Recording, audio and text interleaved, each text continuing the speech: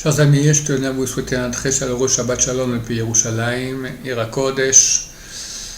Ce Shabbat Shuvah, on lit la paracha, la Haftara qui commence par les mots Shuvah Israël, Ad Hashem, reviens Israël, jusque vers Hashem, Elokecha, ton Dieu.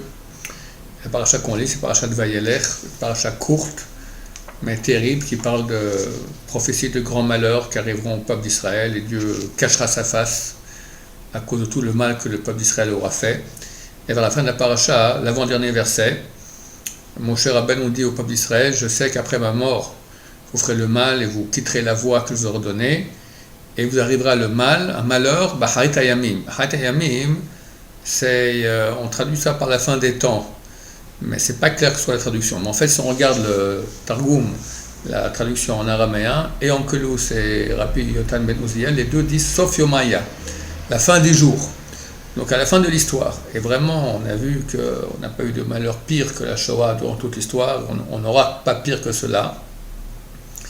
Et de ce moment, on peut dire aussi que tout le processus de la Géoula a commencé. Retour en terre d'Israël, la terre qui donne ses fruits, le moment de la Tchouva, Baruch Hashem, le monde de la Torah qui grandit sans cesse en terre d'Israël.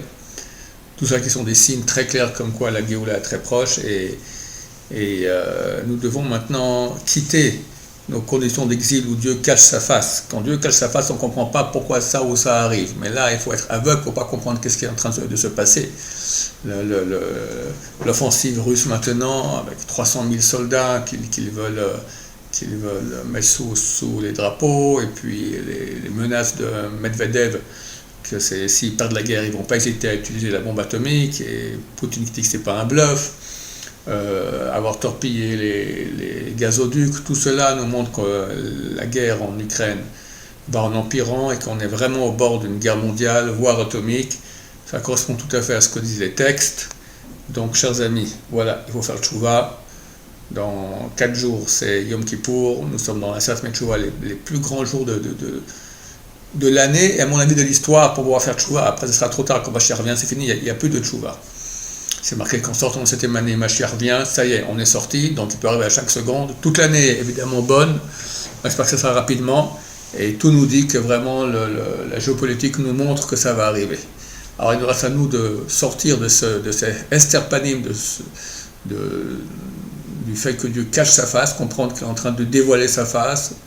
Le monde part complètement à la dérive, la débauche, la morale, tout est tordu partout. Et à nous de se réveiller et comprendre qu'on a Hachem, et qu'Hachem nous ramène en terre d'Israël. C'est pas pour rien, après presque 2000 ans d'exil, nous ramène en terre d'Israël. Comme je dis, la Tchouva, le monde de la Torah, tout cela a un sens extraordinaire, nous montrant qu'on arrive bientôt à la fin. Se renforcer, demander la Géoula, faire Tchouva, faire le bien autour de nous, beaucoup de tzedaka, ceux qui n'ont pas encore fait les caparotes. Alors on vous a mis en première page du site les caparotes, mais aussi des dossiers sur Kippour pour faire un Kippour comme il se doit, pas d'erreur, des bons conseils. Et voilà, donc je vous souhaite à tous un Gmar Khatima Tova, un Shabbat Shalom, plein de bonheur, plein de tchouva, dans la joie. Quel bonheur on a de pouvoir faire tchouva, ce grand cadeau que Dieu nous donne d'être son peuple et qui pardonne nos péchés. Donc un Shabbat plein de joie, plein de bonheur, plein de tchouva, plein de présence divine dans vos maisons. Amen, amen, Shabbat Shalom, Umbuach.